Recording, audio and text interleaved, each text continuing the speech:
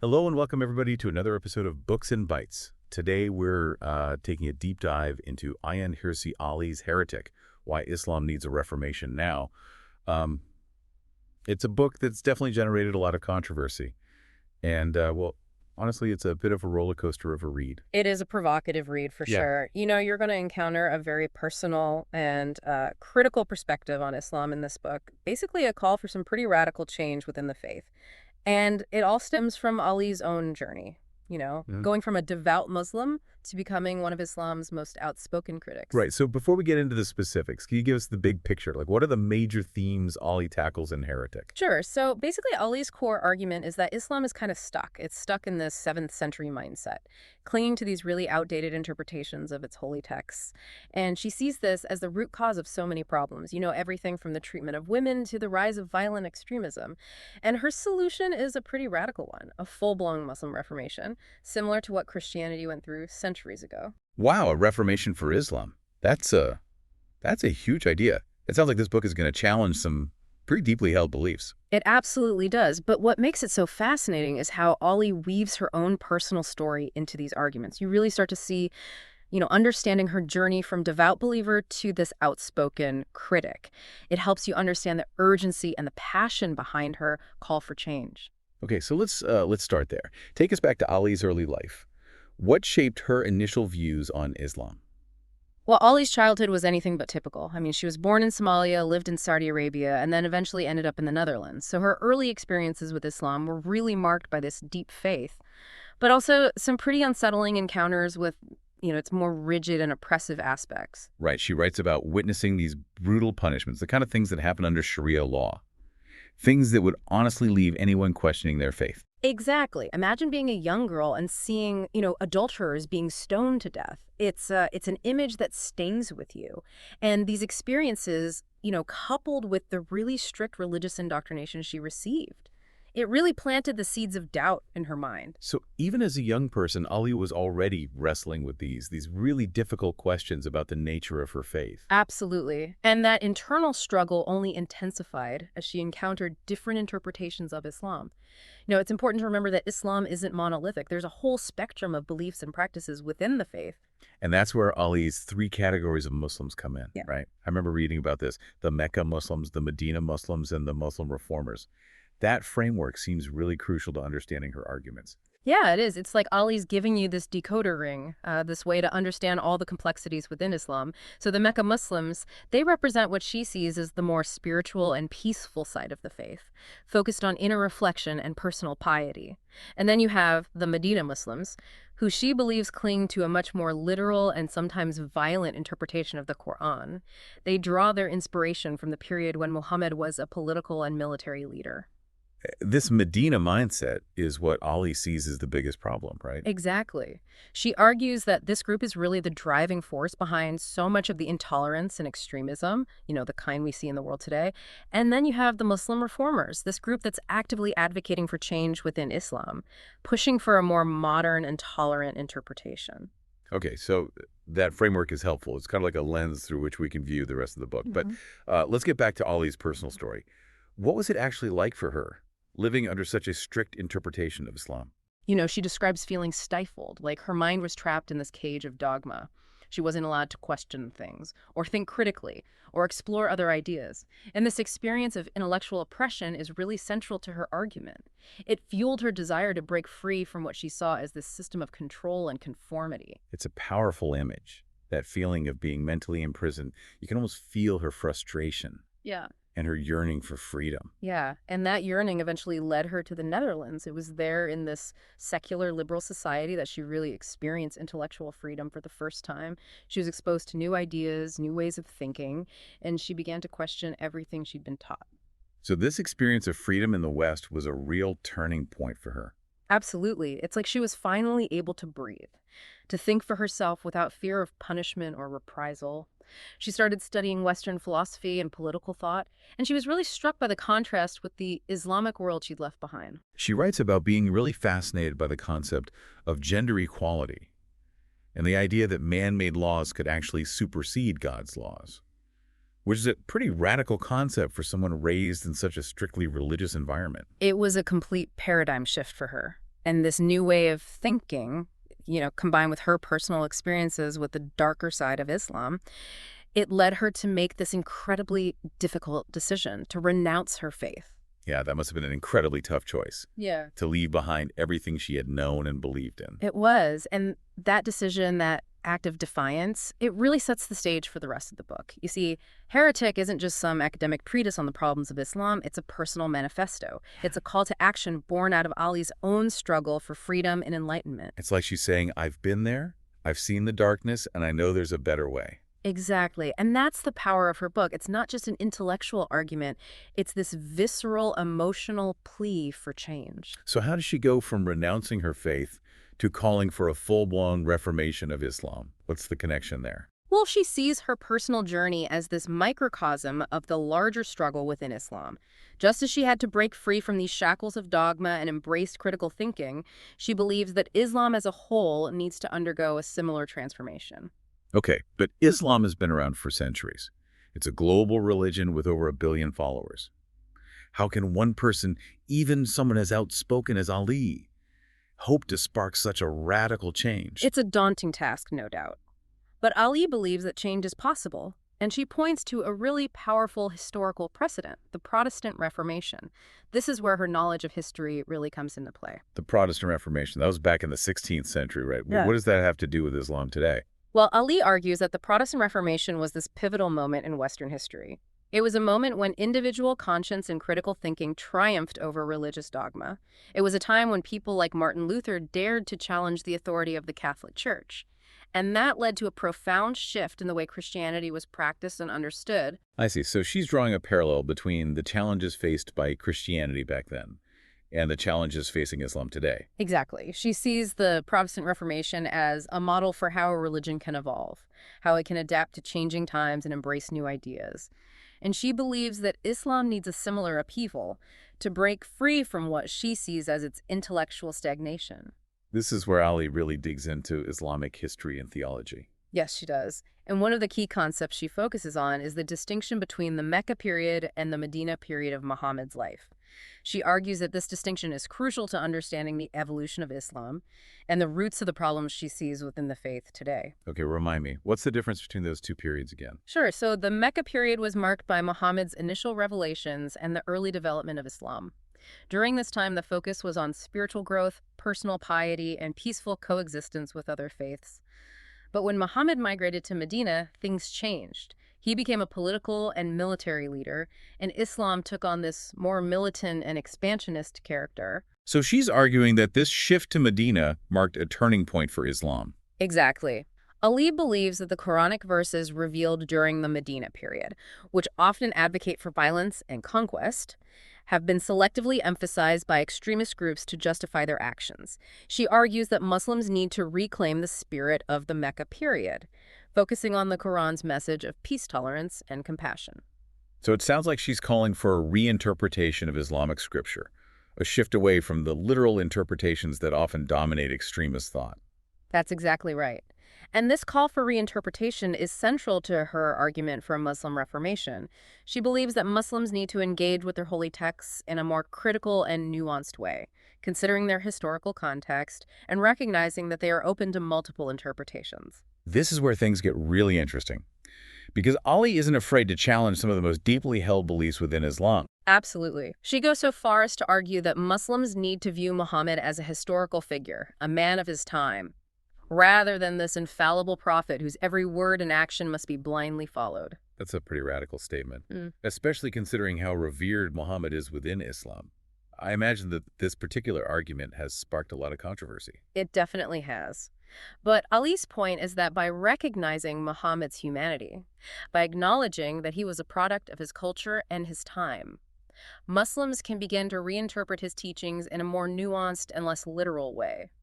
She argues that this is essential for Islam to evolve and adapt to the challenges of the modern world. Okay, so she's advocating for a more critical and contextualized approach to Islamic scripture and tradition. But how does that translate into concrete change?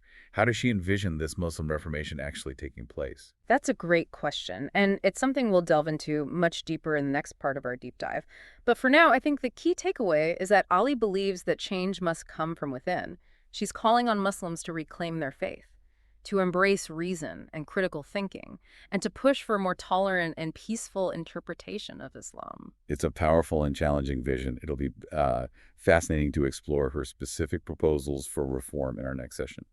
So, picking up where we left off, Ali doesn't just call for this vague reformation. She actually lays out 5 very specific amendments, almost like she's rewriting Islam's, constitution, trying to bring it into the 21st century. 5 amendments, yeah, that's a great way to put it. It makes it feel a lot more tangible, like a real plan for change.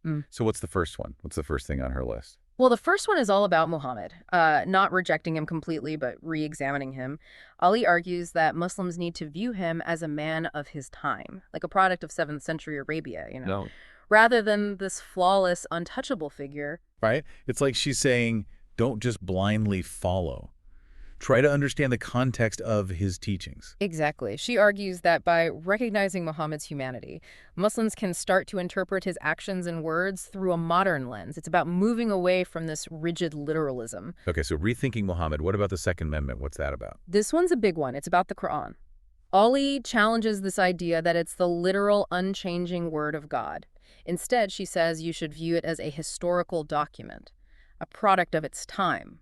Well, that's definitely going to ruffle some feathers. But I get her point. I mean, every text has a context, right? Even something as sacred as the Quran. That's her argument.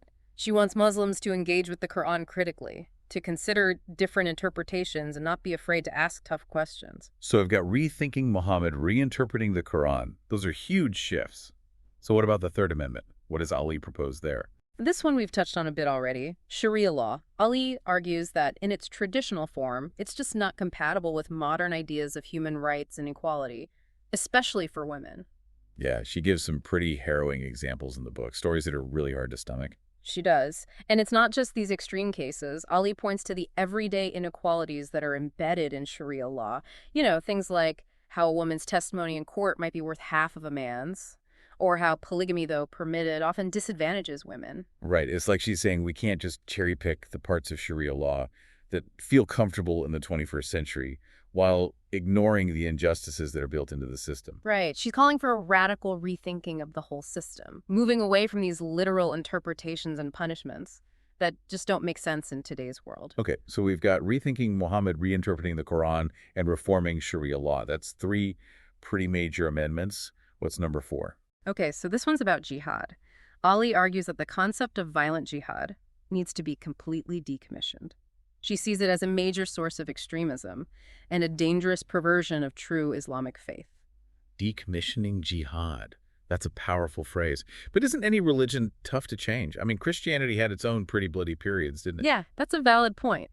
But Ali argues that Islam, with its emphasis on martyrdom and this promise of paradise for those who die fighting for the faith, has created this particularly dangerous culture of death. Right. She talked about how this glorification of martyrdom is used to manipulate young people, to make them believe that dying for their faith is the highest calling. Yes, and she connects this back to the Medina period we talked about earlier, Okay. where Islam took on this more militant character. So she's saying that we need to reclaim the peaceful essence of Islam, that focus on compassion and justice, which she believes is at the heart of the faith.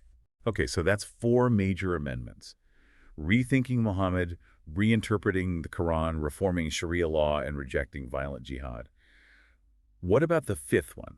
What's the 5th and final amendment Ali proposes? This one is a bit more subtle, but just as important. It's about shifting the focus from the afterlife to life in this world. Ali argues that the Islamic emphasis on the hereafter, especially the promise of paradise, has led to kind of a devaluation of life here and now. So it's like she's saying, stop waiting for heaven. We need to focus on making this world a better place. Exactly. She challenges Muslims to engage with the world around them, to work for justice and compassion in the present, rather than just pinning all their hopes on a reward in the afterlife. Okay, so all these 5 amendments are certainly radical. There's no question about that. But they also offer this vision of a more humane and modern Islam, one that's in tune with the values of the 21st century. And she doesn't just leave it at theory. She actually backs up her arguments with concrete examples of Muslim reformers who are already pushing for this kind of change. People like Abdul Karim Saroush and Mahmoud Mohammed Taha, both of whom risked their lives to challenge traditional interpretations of Islam. Exactly. And she highlights organizations like the Muslim Canadian Congress, which is advocating for a more progressive Islam, and the Quilliam Foundation in Britain, which is focused on countering extremism. It's like she's saying, look, this isn't just a pipe dream. There are people out there, brave individuals and organizations, who are already fighting for a better future for Islam. That's the hopeful message at the heart of Heretic. Change is possible, but it requires courage and critical thinking and a willingness to challenge these deeply ingrained beliefs and practices. Yeah, I'm really struck by how Ali's personal story informs her whole vision for reform. It's like she's saying, I had to break free from these constraints, and so can Islam. Yeah, that's one of the book's strengths. It's not just this academic critique, it's deeply personal. You really feel her own struggle for freedom and enlightenment woven throughout the text. And that brings us to a really crucial question. How can this reformation actually happen? What specific actions does Ali propose to bring about this kind of change? That's where things get even more interesting. And that's what we'll delve into in the final part of our deep dive into Heretic. So we've talked about these 5 bold amendments, like a roadmap for change. But how does she think this can actually happen? I mean, religions don't exactly change overnight, do they? Right, it's a huge undertaking. But Ali thinks it has to happen. And she draws inspiration from a kind of surprising place, the Cold War. The Cold War. To reform Islam. What's the connection? Well, she says, just like the West supported dissidents back in the Soviet Union, we need to be actively supporting these Muslim reformers today. They're the key to pushing for change from within. So it's not just an internal Muslim issue then. The West has a role to play in supporting a more moderate, tolerant Islam. Exactly. And she's pretty critical of Western governments, pouring billions into security measures and counterterrorism, but neglecting to invest in the very people who are promoting a peaceful vision of Islam. So what does she suggest instead? What kind of support does she think would actually be effective? Well, Ali gets really specific. She talks about funding educational initiatives that promote critical thinking, not just religious dogma. Imagine programs in madrasas that encourage debate and different interpretations of the Quran. Yeah, that's interesting. Don't just teach what to think. Yeah. Teach how to think. Right. And she goes even further, advocating for support of independent media in Muslim-majority countries, outlets that can challenge those extremist narratives and give a platform to more moderate voices. So give people access to different perspectives, a chance to think for themselves. Exactly. And Ali also stresses how important it is to provide platforms for these reformers, to give them a voice on the global stage, She wants to see Muslim scholars, activists, and thinkers who are promoting a more tolerant Islam, featured prominently in international forums and media outlets. Don't let the extremists be the only ones we hear from. Right. And it's not just about top-down support from governments either. Ali calls on individuals in the West to get involved too. So what can regular people do to support this kind of change? I mean, it feels so far removed from our daily lives. Well, Ali argues we can all play a role even in small ways. It could be supporting organizations that promote interfaith dialogue, or donating to charities that empower women in Muslim-majority countries, or even just engaging in respectful conversations with Muslims in our own communities. Yeah.